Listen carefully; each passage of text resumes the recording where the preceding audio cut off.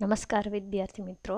ટીવાય BA મુખ્ય ગુજરાતીમાં આપણે પેપર નંબર 17 ભણીએ છીએ અને પેપર નંબર 17 અંતર્ગત આપણે અર્વાચીન ગુજરાતી સાહિત્યનો ઇતિહાસ ભણવાનો છે.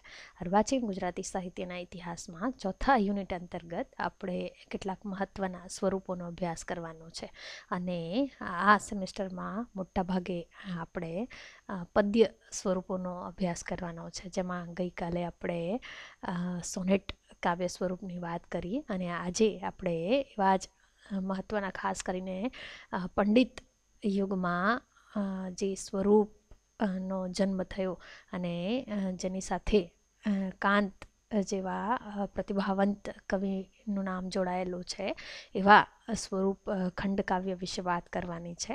તો તમે બધા જાણો છો અને આની પહેલાં 5મા સેમેસ્ટરમાં આપણે કાંત અને કવિ તરીકે ભણી પણ ગયા છીએ. તો ત્યારે આપણે કાંતના ખંડકાવ્યોની વાત કરી હતી અને આજે આપણે ખંડકાવ્ય સ્વરૂપ અને વિકાસની વાત કરવાની છે. તો અહીં એના જે સ્વરૂપગત લક્ષણો છે એનું માત્ર અહીં ઉલ્લેખ કરી અને એના વિશે ખૂબ ટૂંકમાં વાત કરી અને વિશેષ ખંડકાવ્યમાં જે આપણે વિકાસ થયો છે ગુજરાતી સાહિત્યમાં એની અહીં આપણે વાત કરીશું. તો ખંડકાવ્યનું સ્વરૂપ પહેલાં પણ કહ્યું કે મોટા ભાગે આ સ્વરૂપ જે છે એ કાંત જેવા કવિની પ્રતિભા સાથે જોડાયેલું છે અને એના દ્વારા જ આ સ્વરૂપનો જન્મ થયો અને અત્યાર સુધી જેનું મોદી સુધી આ સ્વરૂપ ખેડાતું રહ્યું છે. પરંતુ કાંત પાસેથી આપણને જેવા ખંડકાવ્યો પ્રાપ્ત થયા એ પ્રકારના ખંડકાવ્યો કોઈ પણ એના પછીના કવિ પાસેથી પ્રાપ્ત થયા નથી. એટલે એવું પણ કહેવાયું છે કે એને કાંત કાવ્ય પણ કહી શકાય.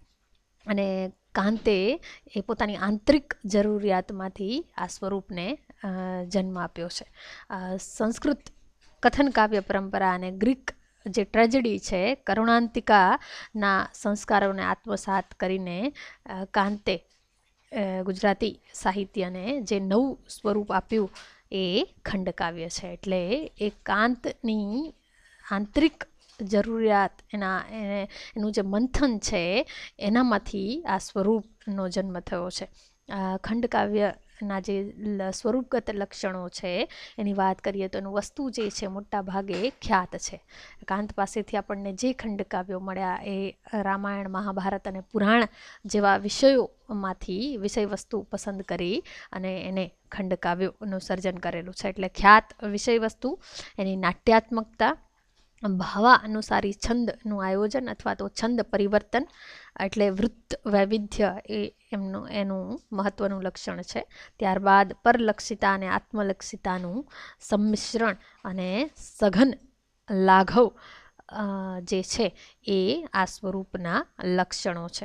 કાંત પહેલાં તો નહીં જ, પરંતુ આપણે પહેલાં પણ વાત કરીએ એમ કાંત પછી પણ આ સ્વરૂપને કાંતની જેમ કોઈએ ખેડ્યું નથી. એટલે એને કાંત કાવ્ય પણ કહી શકાય. અને ઉમાશંકર જોશીએ આ પ્રકારના કાવ્યને કથનોર્મી કાવ્ય તરીકે પણ ઓળખાવ્યું છે. પણ વિશેષે આપણે ત્યાં ખંડકાવ્ય એ રૂપે જ આ સ્વરૂપ જે છે એ પ્રસિદ્ધ છે. ખંડકાવ્ય માટે પાત્રના જીવનની કોઈ એક રહસ્ય ગર્ભ ક્ષણ જે છે એ સ્વીકારવામાં આવે છે. જેમ ટૂંકી વાર્તામાં રહસ્ય ગર્ભ ક્ષણ સ્વીકારવામાં આવે છે એમ અહીં પણ પાત્રના જીવનની એવી નિર્ણાયક એવી રહસ્ય ગર્ભ ક્ષણને સ્વીકારવામાં આવે છે, જેમ અતિજ્ઞાનમાં છે, જેમ વસંત વિજયમાં છે. એટલે એવી રીતે નિર્ણાયક ક્ષણ જે છે વિષય સામગ્રી તરીકે પસંદ કરવામાં આવે છે. અને અહીં પ્રસંગ નહીં પરંતુ સંવેદનનું જે નિરૂપણ છે એ અહીં મૂલ્યવાન ફાળો આપે છે. એટલે અહીં એ પ્રસંગ નહીં પણ એ સંવેદનાનું નિરૂપણ જે રીતે થાય છે એ ખંડકાવ્યમાં મૂલ્યવાન છે. એટલે પ્રત્યેક ઘટકની સમતોલન સઘન ગૂંથણી જે છે એ ખંડકાવ્યમાં આવશ્યક છે. એટલે ખ્યાત વિષય વસ્તુ એમાં પ્રસંગ નહીં પરંતુ એ સંવેદન ક્ષણનું એના પ્રત્યેક ઘટકનું સઘન નિરૂપણ અહીં આવશ્યક છે. એટલે સંવેદનની તાણ અને એની નાટ્યોત્તમ વિકાસ ગતિ જે છે, ચોક્કસ એનો આરંભ, મધ્ય અને પછી એનું એ રીતે નિર્વહણ થવું જોઈએ, એ રીતે એનો ચોક્કસ વિકાસ જે છે એ આ કાવ્યને સબળ બનાવે છે અથવા તો ગતિશીલ બનાવે છે. એટલે પરાકાષ્ઠા જે છે, તાણ જે છે, ખંડકાવ્યમાં મહત્વની ભૂમિકા ભજવે છે. પહેલાં પણ વાત કરી કે કાંત દ્વારા જ આ સ્વરૂપનો જન્મ થયો છે, એટલે પહેલાં આપણા કવિ જે છે ખંડકાવ્યમાં એ કાંત છે. અને કાંત પાસેથી રમા, કલ્પના અને કસ્તુરી, મૃગ તૃષ્ણા, અતિજ્ઞાન, વસંત વિજય, ચક્રવાક, મિથુન અને દેવયાની એવા ખંડકાવ્યો આપણને પ્રાપ્ત થયા છે. અને એમાંથી જે અંતિમ 4 છે, એટલે કે અતિજ્ઞાન, વસંત વિજય, ચક્રવાક, મિથુન અને અધૂરું રહેવા પામેલું દેવયાની જે છે એ વિશેષ સફળ કહી શકાય એ પ્રકારના કાંતના ખંડકાવ્યો છે. અને કાંત બાદ ખંડકાવ્યમાં ખેડાણ જે છે એ નરસિંહરાવ દિવેટિયાએ કર્યું છે. અને એમની પાસેથી ચિત્ર વિલોપન, ઉત્તરા અને અભિમન્યુ જેવા ખંડકાવ્યો પ્રાપ્ત થયા છે, જેમાં નરસિંહરાવ દિવેટિયાનું વિશેષ પ્રયોગ કર્મ છે એ જોઈ શકાય છે. એટલે આપણે એના ખંડકાવ્યો જે છે કેવી રીતે સફળ થયા છે અથવા તો એની લાક્ષણિકતા કેવી છે કાંતના ખંડકાવ્યોની, એની વાત આપણે કાંતને કવિ તરીકે જ્યારે મૂલવ્યા હતા અને પહેલાંના સેમેસ્ટરમાં એમાં વાત કરી હતી, એટલે અહીં માત્ર એની નોંધ કરીએ છીએ. ત્યારબાદ કાંતના પ્રભાવથી કલાપી જે છે, એમના મિત્ર છે સુરસિંહજી, તખ્તસિંહજી ગોહિલ, એમની પાસેથી પણ કેટલાક ખંડકાવ્યો પ્રાપ્ત થયા છે, જેમાં બિલ્વમંગલ, હૃદય ત્રિપુટી, ગ્રામ માતા, વીણાનો મૃગ, સારસી અને ભરત વગેરે જેવા ખંડકાવ્યો જે છે એ આ સ્વરૂપની ઝાંખી કરાવે છે, પણ એના કાંતના જેવા એ સફળ ખંડકાવ્યો થઈ શક્યા નથી. આ રચનાઓમાં પણ પરલક્ષિતા અને આત્મલક્ષિતાનું સંમિશ્રણ જોવા મળે છે. અને સઘનતા જે છે ઓછી હોવાને કારણે રચના જે છે આમ જુઓ તો પથરાટ વાળી લાગે છે. એટલે એમાં જે ઉર્મિની અથવા તો સંવેદનનું જે પ્રકારનું ઉત્કટ નિરૂપણ થવું જોઈએ એ પ્રકારનું થઈ શક્યું નથી. ત્યારબાદ કલાપી બાદ અદ્રેસર ખબરદાર પાસેથી પણ કેટલાક ખંડકાવ્યો પ્રાપ્ત થયા છે, જેમાં દશરથ અને શ્રવણવધ અને પુરોહિતની રાજ્ય ભક્તિ જે છે એ નોંધપાત્ર છે. ખબરદાર બાદ દામોદર બોટાદકર પાસેથી બુદ્ધનું ગૃહાગમન અને ઉર્મિલા જે છે વિશેષ પ્રસિદ્ધિ પામેલું ખંડકાવ્ય છે. તો એની સાથે ભલવાડો પણ આપણને પ્રાપ્ત થયું છે. એટલે ખબરદાર પાસેથી મહત્વના 3 ખંડકાવ્યો મળ્યા, જેમાંથી ઉર્મિલા જે છે વિશેષ પ્રસિદ્ધિ પામેલું ખંડકાવ્ય છે. ત્યારબાદ નર્મદા શંકર ભટ્ટ પાસેથી સાપ સમભ્રમ અને દીપકલાલ દેસાઈનું પૂર્વ સ્મરણ રામનારાયણ વિશ્વનાથ પાઠક એટલે કે શેષ રૂપે એમને કાવ્ય સર્જન કરેલું છે. રામનારાયણ પાઠક એમની પાસેથી તુકારામનું સ્વર્ગારોહણ અને એક સંધ્યા જેવા ખંડકાવ્યો પ્રાપ્ત થયા છે. અને તુકારામનું સ્વર્ગારોહણ જે છે એ વિશેષ પ્રસિદ્ધિ પામ્યું છે. તો કૃષ્ણા સિદ્ધરાણી પાસેથી પણ સ્વરાજ રક્ષક આદિ રચનાઓ જે છે એ આ દિશામાં એક પ્રશસ્ય પ્રયાસ કહી શકાય. તો હરિશ્ચંદ્ર ભટ્ટનું પરાજય પણ આ દૃષ્ટિએ નોંધપાત્ર કહી શકાય એવું ખંડકાવ્ય છે. તો આ પંડિત યુગ પછી ગાંધી યુગમાં આવતા ઉમાશંકર અને સુંદરમે પણ ખંડકાવ્ય સ્વરૂપમાં પ્રદાન કર્યું છે. અને એમની પાસેથી આ પ્રકારની રચનાઓ પ્રાપ્ત થઈ છે, જેમાં સુંદરમનું મહાત્રંબક અને ઉમાશંકર જોશી પાસેથી ભટ્ટબાણ જેવા કાવ્યો પ્રાપ્ત થયા છે, જેમાં ખંડકાવ્ય રચવાનો એનો પ્રયાસ જે છે, એમની મથામણ જે છે એ જોઈ શકાય છે. તો ત્યારબાદ ગણપત ભાવસારનું માત્રિક છંદોના વિનિયોગવાળું દશરથનો અંતકાળ એના છંદ વિનિયોગને કારણે, એના વૃત્ત વૈવિધ્યને કારણે એ વિલક્ષણ બન્યું છે.